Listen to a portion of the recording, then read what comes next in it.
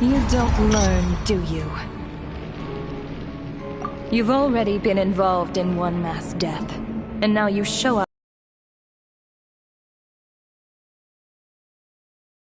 But a second time? Am I to assume you are intentionally interfering in Snezhnaya's affairs? Judging by your expression, it seems that you understand little of what is going on here. In that case, a word, a civilization that fails to learn its lesson constantly, and as a descender, you are perfectly suited. No advice needed. I'll make my own judgments. Suit yourself. When the day of... the time for resurrection fast approaches. The mortals here are not yet worthy to behold my form.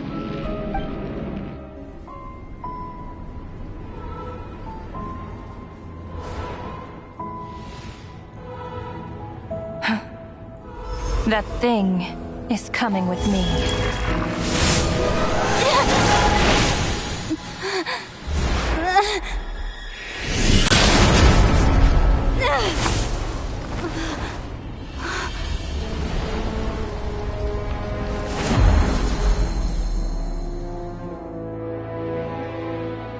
You awoke sooner than I thought.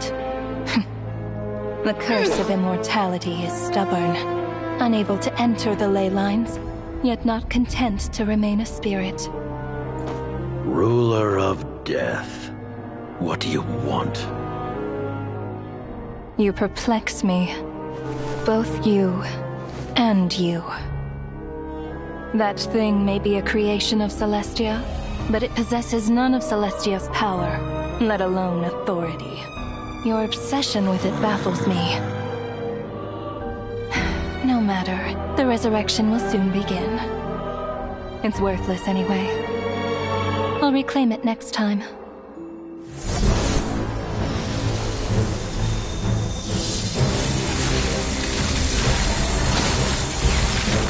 Hey, who says there'll be a next time?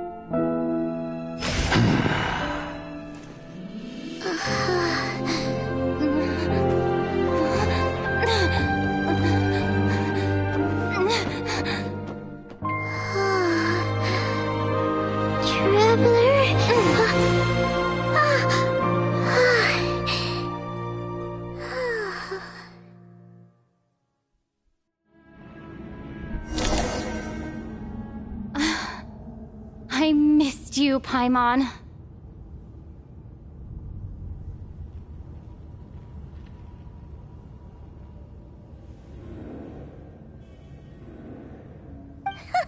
What are you talking about? We haven't even been apart for that long, have we? It was... different this time. You seem to be in pretty good shape. Yeah, Paimon's back in tip-top condition. It's the weirdest thing. Paimon fell asleep earlier, and when she woke up, she found herself here.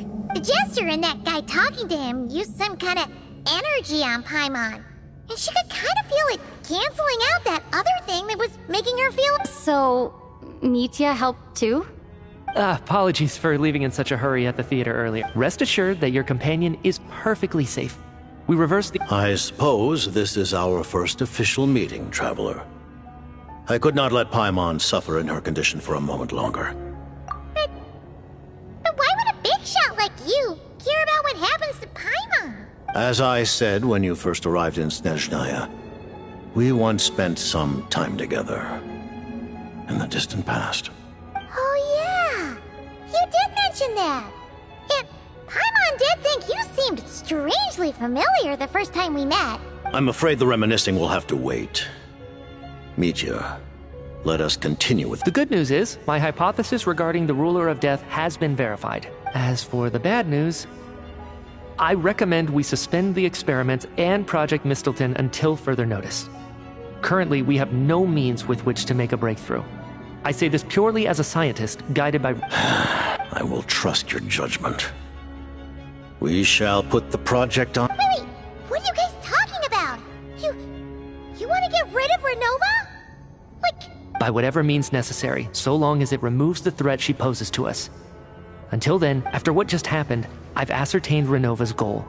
Or rather, the trigger condition for the Curse of Death. Okay, let's hear it. What she's doing is blocking Snezhnaya's technological progress, preventing us from possessing any means with which to threaten the heavenly principles.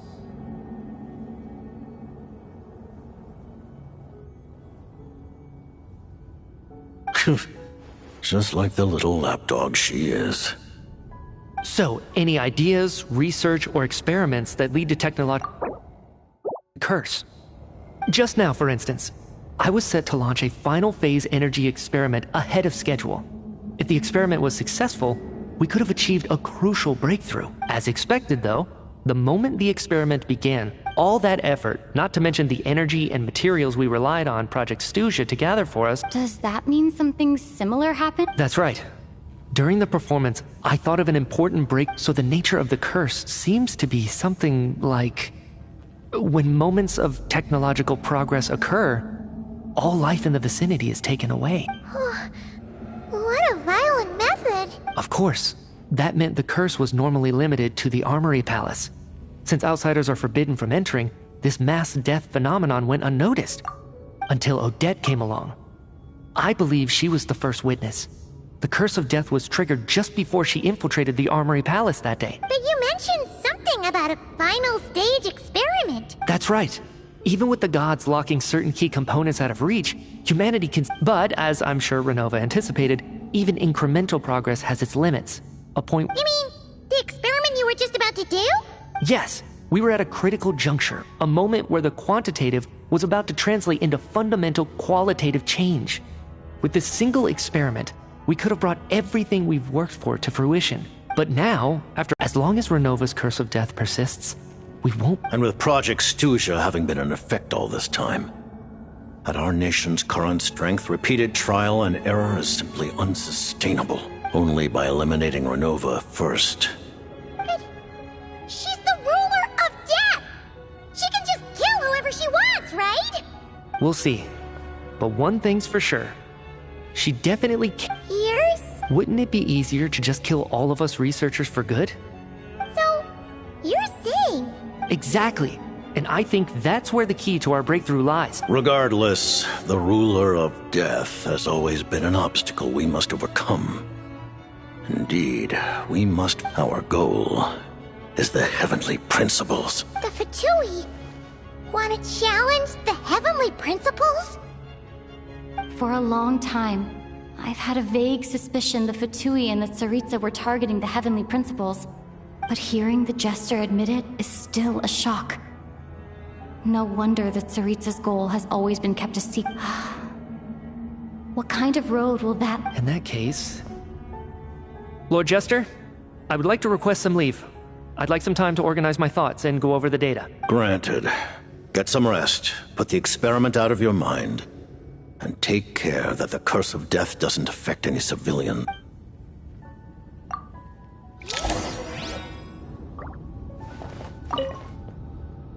While there is yet time, allow me to offer you my hospitality.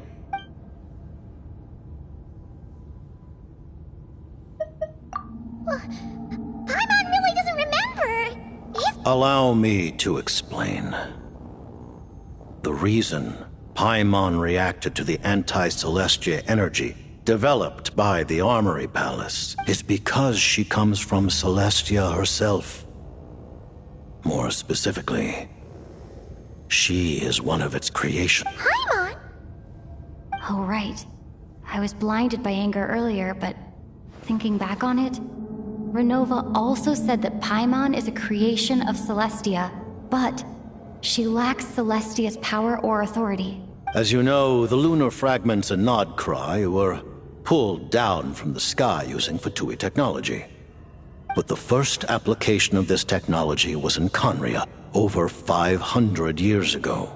I used this technology upon the heavens, and the response I received wasn't. I presented her to the Vinster King, but Paimon then took up temporary residence in my palace until, of course, the arrival of the Cataclysm. Wait, Paimon's a little confused. You're talking about, but Paimon doesn't remember it. Having lived through the Cataclysm, perhaps you too were burdened with some manner of curse. Conria? Paimon doesn't even know how she spent the last 500 years. She only has memories from the past few years. No matter how hard she tries to remember, what was Paimon like back in Conria? Did she know a whole lot because she came from Celestia? Was she super smart? Unfortunately, when you arrived in Conria, your consciousness was like that of during the time you lived in Conria. Your personality was no different from how it is now. Ah, man! Paimon's plan to get her memories back and become super smart is ruined before it could even start. You know, even though Paimon lost her memories, she still feels weirdly close to you for some reason. On the contrary, I completely ignored your existence. I was entirely focused on my struggle against Troptatir the Wise. But now, as I see it, it is as if you are the only sane thing that survived that. Noted. Man, Paimon's gotta stop projecting friendship on everyone she meets.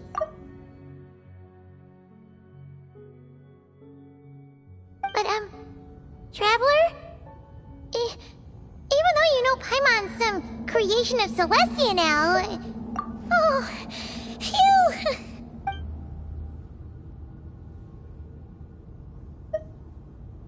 Her Majesty the Tsaritsa has embarked upon an expedition to vanquish a monster. Were it not for this, I imagine she would have been delighted to grant you an audience. Seems like the powers that be in Snezhnaya don't intend to hold my past conflicts with the Fatui against me. The Harbingers have been granted significant autonomy in retrieving the Gnosis. But by the same token, they do not completely represent Snezhnaya's official stance. You read my mind. Speaking of the Gnosis, Paimon's been dying to ask this question since forever. The Gnosis will undoubtedly serve as a key bargaining chip when she confronts the Heavenly Principles. What do you mean? Not sure. Don't you make the rules? Taking on the Heavenly Principles is something most people wouldn't even entertain in their wildest fantasies. Into that today, civilization is nothing but an illusion. Something whose very existence can be negated at any moment. Our civilization may very well be destroyed in the struggle, but as things stand, the Heavenly Principles could choose to negate our existence on a passing whim. And we must not sit back and accept that fate. Only by changing the state of affairs, only by overthrowing the Heavenly Principles, can our civilization truly be said to have taken root. Otherwise, the fate of the people of Conria and Hyperborea is a cycle doomed to repeat itself. Accepting potential destruction in return for getting to control your own fate. Furthermore... Huh? All of them? Paimon knows about the curse of death you mentioned, and the curse of immortality that you and Dainsleif have. Then, The birth of the Hilly Churls, the rules of Natlan's Ode of Resurrection. Those are curses too? Farina's long life seems to stem from a curse placed on her by Focalor as well.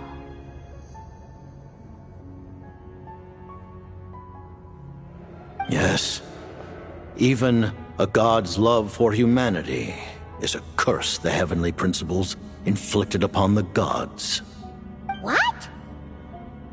The Tsaritsa has always had ample reason to hate the heavenly principles. If she can seize their authority, she will reconstruct the entire world, and when that time comes, humanity will be completely liberated from curses and lies. Look forward to it. It will be... Though the ordinary people of Snezhnaya may not understand these details, in this frigid land locked in a ceaseless struggle against the environment, in this nation to which the gods have never shown favor, we all believe that standing in solidarity with the Tsaritsa in our shared struggle will surely usher in a new and better world. Thank you for telling me so much. I'm a bit surprised, honestly. I didn't expect you to be quite so transparent with me. Given the circumstances, the Fatui need not hide anything from our allies. Allies? To advance Project Mistleton, we must first resolve our issue with the ruler of death. That's right. Ever since she said she intends to reclaim Paimon when we next meet, I figured reconciliation was out of the question. Against an opponent of this caliber, deliberating over our allegiances would waste time we do not have. We must join forces unreservedly with whomever we can, if we are to stand anything like a fighting chance. You're going to challenge the ruler of death? Just for Paimon? Thank you. Oh, thank you. Oh, gee. Now Paimon doesn't even know what to say. Anyway, Paimon's super touched. The Tsaritsa will return in triumph in short order, and the Fatui shall hold internal discussions regarding the enemy. The time for us to meet again will come very soon. Got it. Thanks for your help with Paimon. I'll be sure to look after her for you. There was just one other thing. Well, it's just a request, really. Paimon really wants to see what this Mistleton thingy you're gonna use against the Heavenly Principles looks like. Of course, Paimon knows it's top secret and stuff, but she just had to ask. It's okay if the answer's no.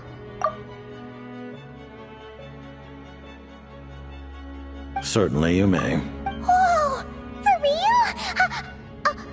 While the technology is not yet fully developed, it has nevertheless reached the... Oh. Wow. No wonder Paimon felt so out of sorts recently, even though it was super far away. Alright.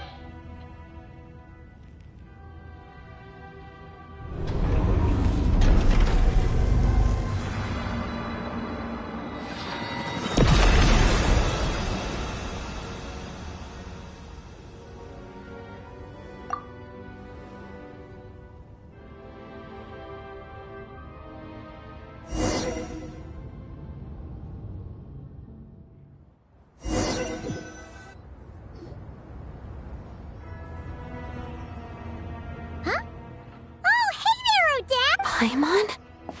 You're okay. Thank goodness. You look well. Have you recovered? Long story short, yep, Paimon's all better. What are you doing here? Were you waiting for us? That's right. When I woke up, I wanted to go in after you, but the guards had woken up as well. It would have been tough to take them on alone, and there was no easy way to sneak past them. So I returned the way I came and waited for you here.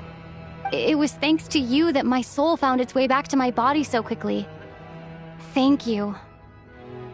Huh. That actually worked? Really, you should be thanking anyway. And now that things here are all taken...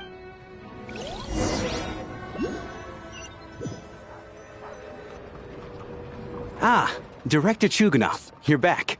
We just received notice that Project Stuja has been suspended, so we've convened an emergency meeting. This is the preliminary plan. In addition to expanding production capacity, we've also discussed feasible layoff plans to optimize revenue and expenditure structure. Our calculations indicate that the factory's profits will increase by at least 30%. Just give the word, Director. That won't be necessary. Leave the energy for those who need it. Start preparing to halt production and lay off the staff. Make sure the workers are able to land on their feet and that they are duly compensated. Am I hearing you right? Why? Suddenly, Iskra. It's time to rest. Dear esteemed members of the Rokot, given the effects of Lelik's radical actions upon our organization's reputation and social stability, a decision has been made to permanently withdraw this codename from use. Considering that Lelik did what they did for the benefit of the people, the Rokot has nevertheless negotiated. Lelik will be suspended for a period of time. Depending on their future performance, the purpose of this notice is to remind everyone once again that motives and methods are equally important when one operates in the shadow. Even with Project Stuja's suspension and our interim operational victory, we act only for the greater glory and solidarity of our nation. We act only for the greater glory and solidarity of our nation. May the aurora shine ever on, and the tundra always stand firm.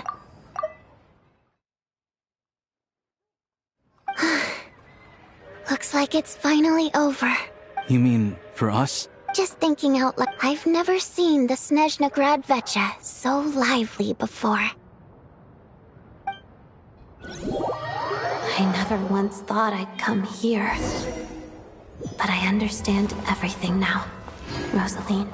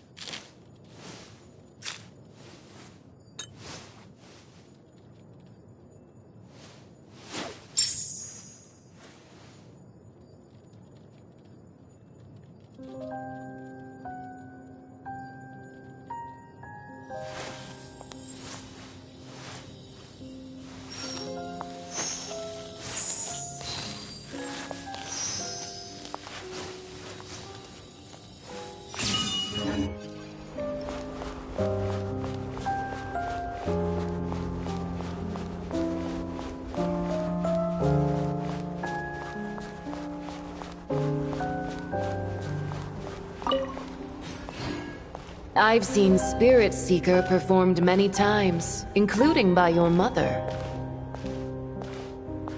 Why do you bring that up all of a sudden? Even though the choreography is always identical.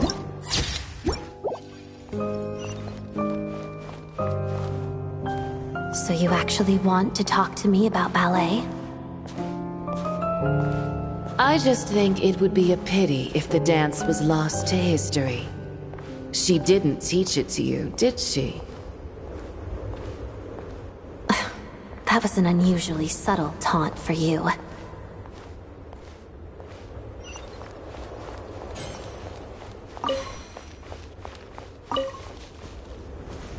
We embraced one another on the snow-swept plains, melting the ruthlessness of time. But when our bodies, in pieces, are cast to the winds, what of our love will remain behind?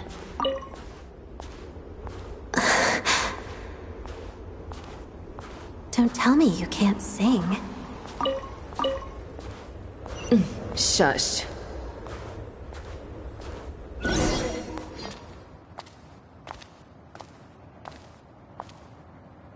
I understand her hatred. The Fatui robbed her of the life she should have had. I never opposed her dancing. Yet still I became an enemy of her ballet. I'll just keep my distance. Many despise me. I'm used to it. You're certainly not one to shy away from confrontation. But children, they need a different approach. I'm hardly the most maternal figure. Yet she is a child.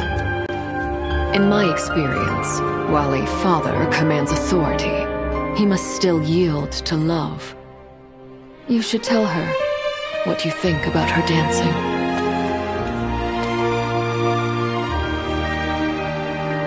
Odette will soon take the stage at the Korolyevsky Theater. This could be your chance. Geonosis secured. It went smoothly. I'll be there. Have them send me an invitation.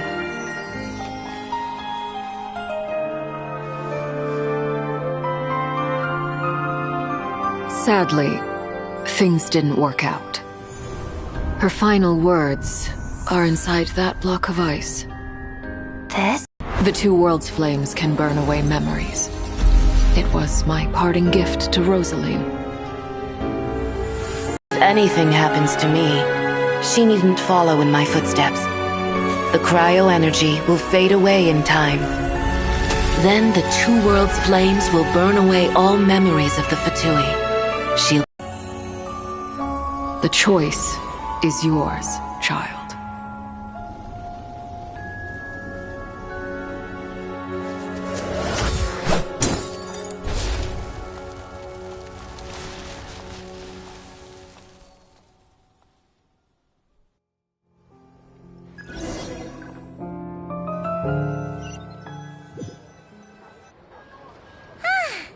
Fresh air at last!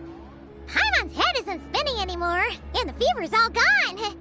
Paimon's finally free to fly again!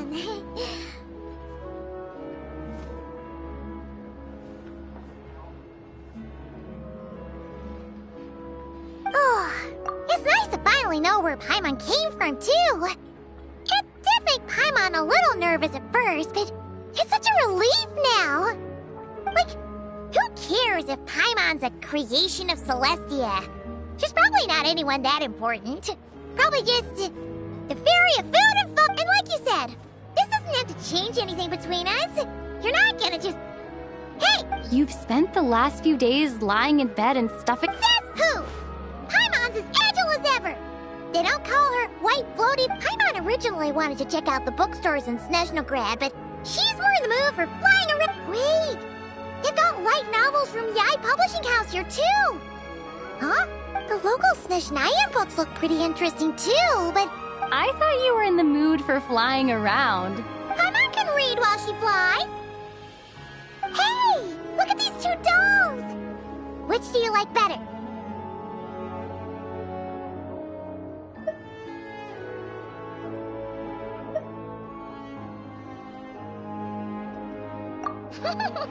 Alright!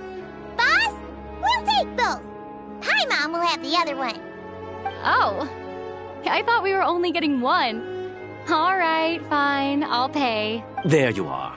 Paimon will grab this, and then... Huh?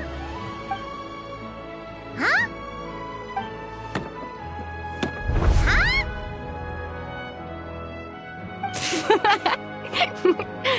How many layers does this thing have? And what are you laughing at? Huh. You knew all along, didn't you? A whole bunch of people are gathered over by the plaza. Hey, look! That looks like Tartaglia! I know that voice. Of course. If it isn't Paimon and my old comrade. You're looking well, Paimon. All better? Yeah! The jester knew I was wrong and fixed Paimon right up! Thanks for sending... Oh, yeah. About that.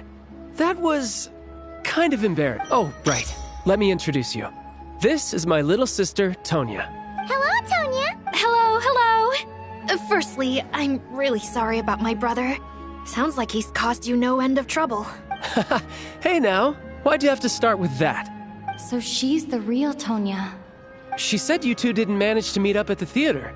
She waited ages for me, and when I didn't show, she got a little worried and went outside.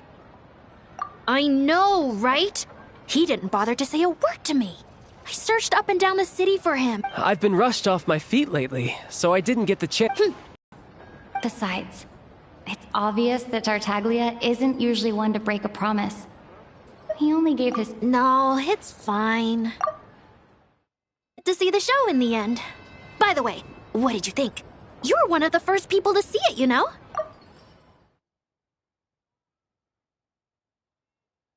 I would say the best. Huh?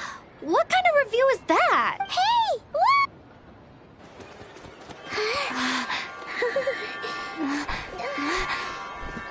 Oh.